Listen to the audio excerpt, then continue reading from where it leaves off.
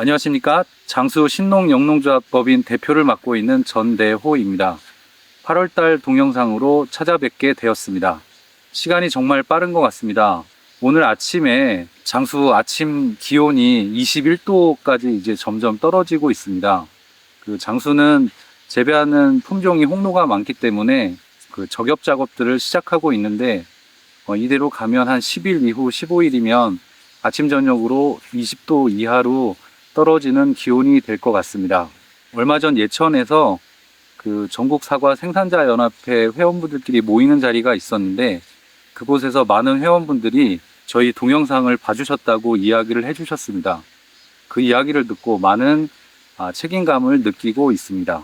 제가 무엇보다 중요하게 생각하는 것은 그 사과나무가 연차가 들어감에 따라 수확량이 일정 궤도에 오르면 그 수확량을 꾸준히 유지하는 것을 가장 중요하게 생각하고 있습니다.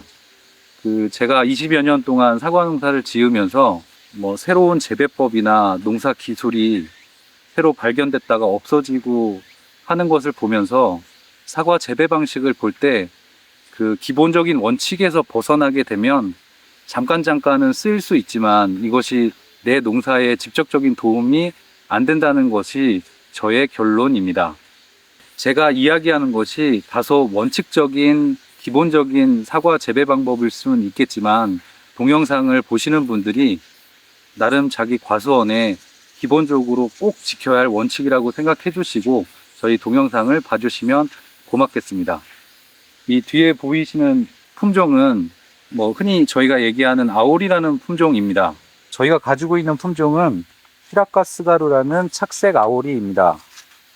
저희 신농법인에서 서울시나 경기도 학교급식 납품을 할 때에는 9월 개학에 앞서 8월 말쯤 빨갛게 색깔을 내서 저희가 수확을 하고 납품을 했었는데 최근에는 그냥 공판장에 출하를 하고 있습니다.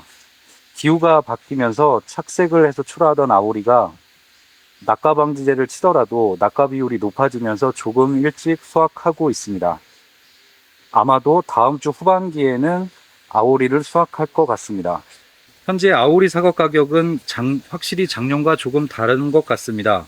현재 아오리의 3, 4다이 가격이 15만원, 12만원 정도 나오고 5다이, 6다이, 7다이, 8다이는 20kg에 6만원 미만으로 형성되고 있습니다.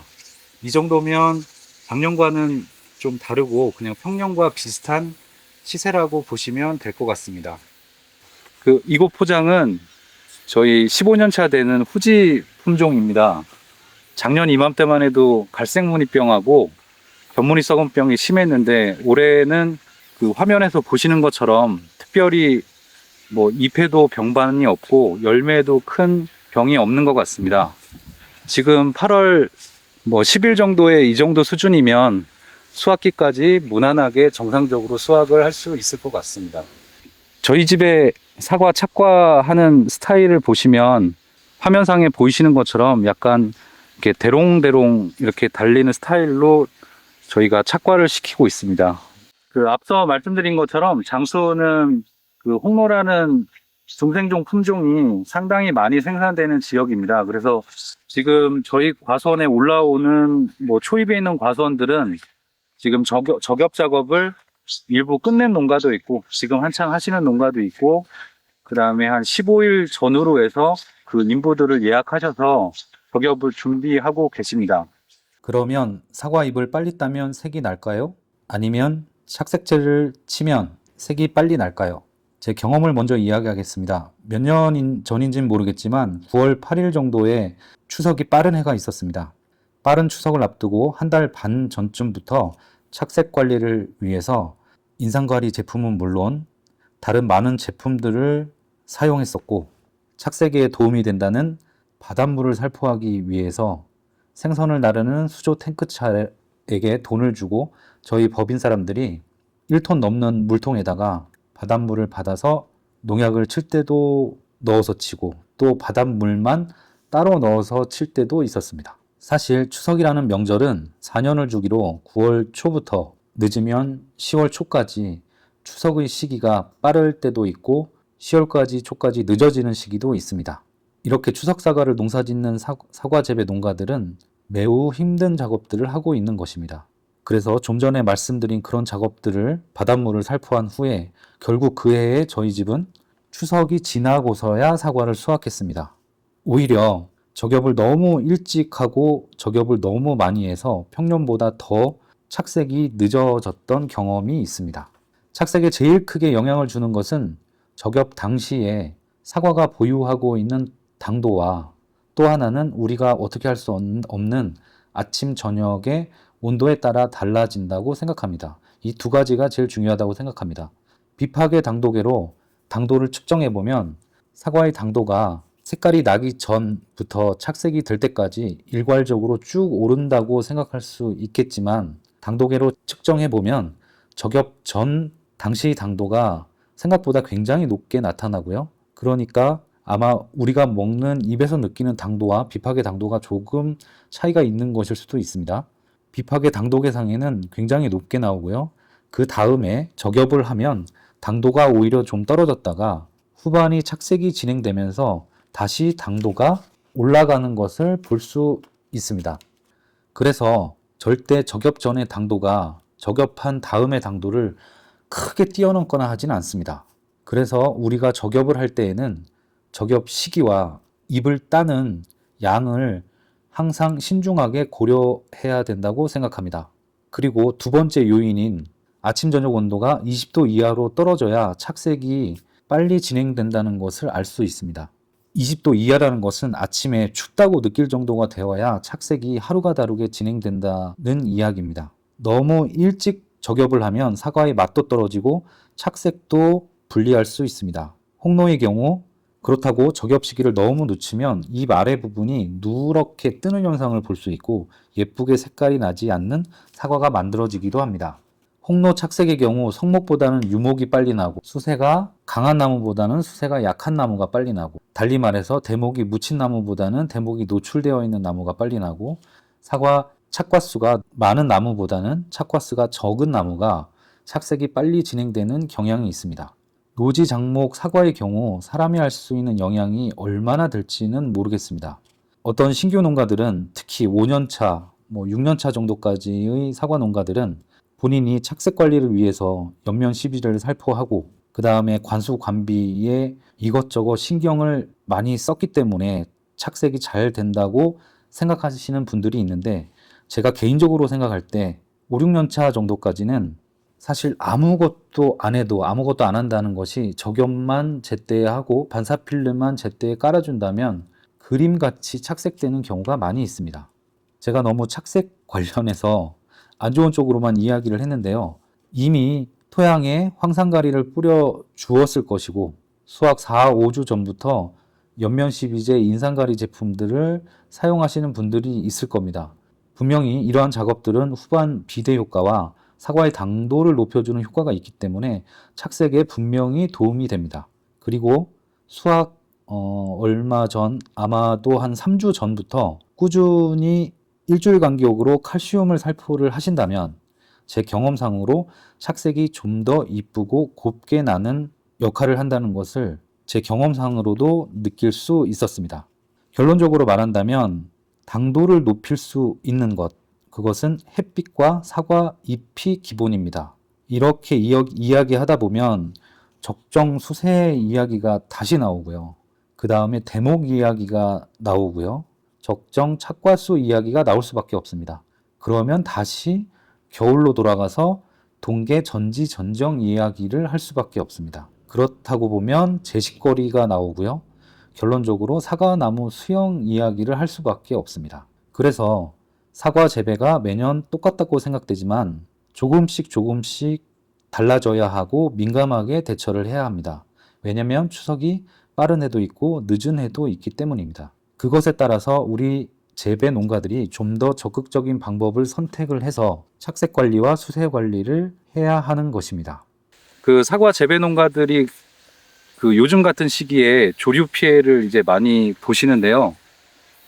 저희 집 같은 경우는 이렇게 실을 담고 이렇게 끈을 이렇게 해서 한 5개, 6개짜리를 만들어 가지고요. 네, 이런 데다 이렇게 묶은 다음에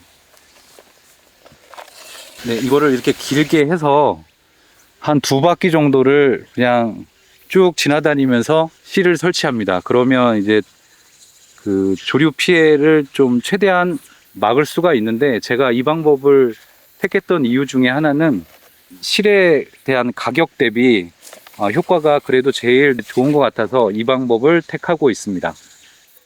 네, 저희 집은 과수원 위치가 산속에서 위치하고 있기 때문에 그 멧돼지 피해가 매년 발생을 하고 있어서 올 봄에 저희가 이렇게 기둥을 봤고요. 바닷가에서 쓰는 이 망을 중고를 구입해서 과수원 전체를 둘러서 설치를 했습니다. 그래서 아직까지는 멧돼지 피해가 없고요. 그 다음에 이 아래쪽은 그 한 50cm에서 한 60cm 정도 되는 그 철심을 가져다가 이렇게 박아서 고정을 했습니다. 이렇게 하시면 임시적으로라도 멧돼지나 뭐 다른 고라니 같은 것이 침입하는 거를 일부 막을 수 있습니다. 지난달에 이야기했듯이 아오모리 일본 연수에 대해서 이야기해 보겠습니다. 지금 보시는 사진은 저희가 일본 마트에 들려서 판매되는 사과를 찍은 사진입니다. 사과의 크기는 4다이 후반에서 5다이 사과로, 흠이 없는 사과로, 엔화가 저희 일본 연수 때 880원 정도로 만약에 계산을 해보면 사과 3개에 6,000원 초반대 정도의 가격이었습니다. 흠이 조금 있는 사과는 좀 더 저렴하게 판매 중이었습니다. 작년에 수확된 사과 가격은 우리나라가 제일 비쌌었던 것 같습니다. 다음 사진은 이번 연수 때 방문한 농가들에서 병해충 관련해서 사진을 찍어 오려고 했는데 특별한 병해충은 관찰되지 않았고 위의 사진은 아주 어렵게 찾을 수 있었습니다. 일본은 방제력이 공동으로 있고 연중 12회에서 13회 방제력을 기본으로 하고 살포량은 300평 기준 500리터 정도를 살포하고 있었습니다. 다음 사진으로는 불안병 사진인데요. 불안병은 일본 저희가 방문한 어느 밭에서나 관찰할 수 있었고 최근 들어서 좀 더 많이 발생된다고 하였습니다. 품종에 따라서 발병되는 정도가 차이가 있었으며 특히 스가루 품종은 불안병에 매우 민감한 것으로 보였습니다. 다음 사진은 케빈형 효신 SS기 내부 사진인데요. 저희가 소토가와 농기계 방문 사진입니다. 효신 SS 대리점으로 우리나라 돈으로 거의 8천만 원에 상당하는 케빈형의 내부 사진입니다. 한번 구입하면 고장이 거의 없다고 자랑을 하며 이야기를 들었고요. 1년에 한 번씩 수확 후에 농가에 직접 가서 SS기를 공장으로 싣고 와서 점검하고 농가에 가져다 준다고 하였습니다. 지금 보시는 동영상은 저희가 방문했을 때 마무리 적과 작업이 한창 진행되고 있는 과수원 사진입니다. 땅에 떨어진 사과들로 가득한 개심형 과수원입니다. 지금 보시는 동영상은 일본도 기상이 좋지 않아서 수정 문제가 심각했다고 하는데 지금 보시는 나무는 후지 계통이 아니고 스퍼 타입의 많은 양이 잘 착과된 나무의 마무리 적과 모습입니다. 최단과지, 단과지에는 사과를 지금 적과하고 있고요. 그 다음에 중장과지에 사과 착과를 기본으로 하고 있었습니다.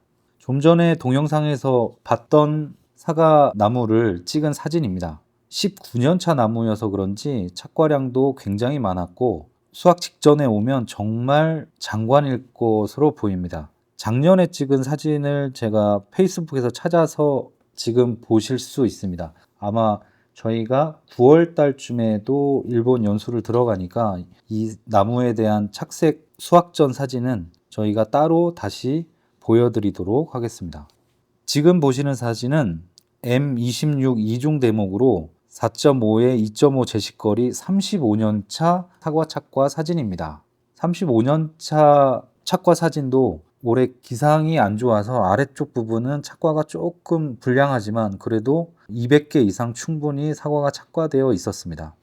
지금 보시는 동영상은 M9 T337 작은 대목으로 제시거리 4에 2m 22년차 후지 동영상입니다. 세형 방추형으로 구성되어 있었으며 최하단 가지의 길이는 1m 20 전후로 연구 결과지는 10개 전후로 구성되어 있었으며 200개 이상 착화된 사과의 모습을 보시고 있습니다.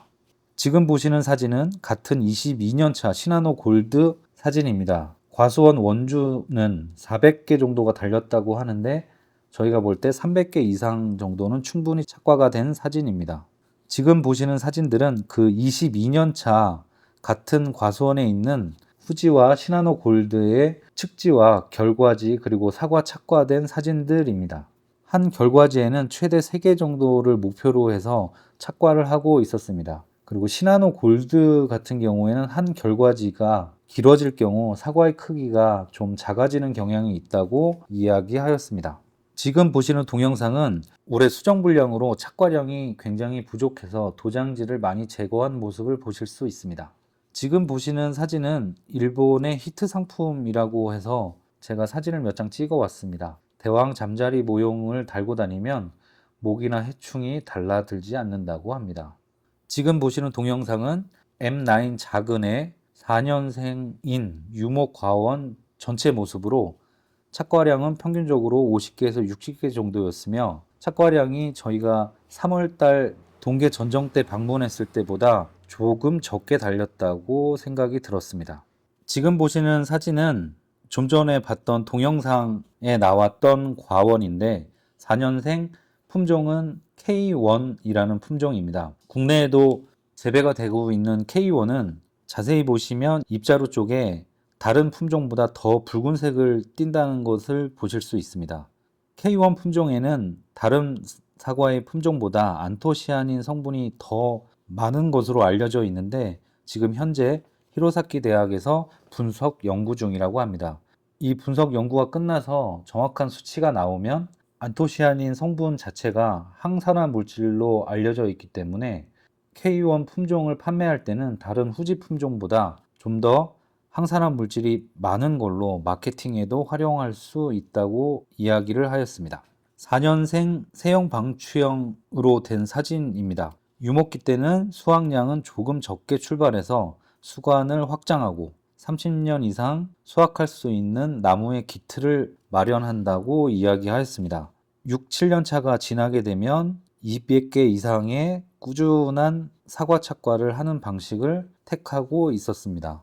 지금 보시는 사진은 한 측지에 3개 정도의 사과를 착과했어야 하는데 올해 1개밖에 착과가 안 되어서 결과지가 길어지고 도장지도 발생을 하였고 전체적인 사과 착과량이 줄었다고 이야기하였습니다.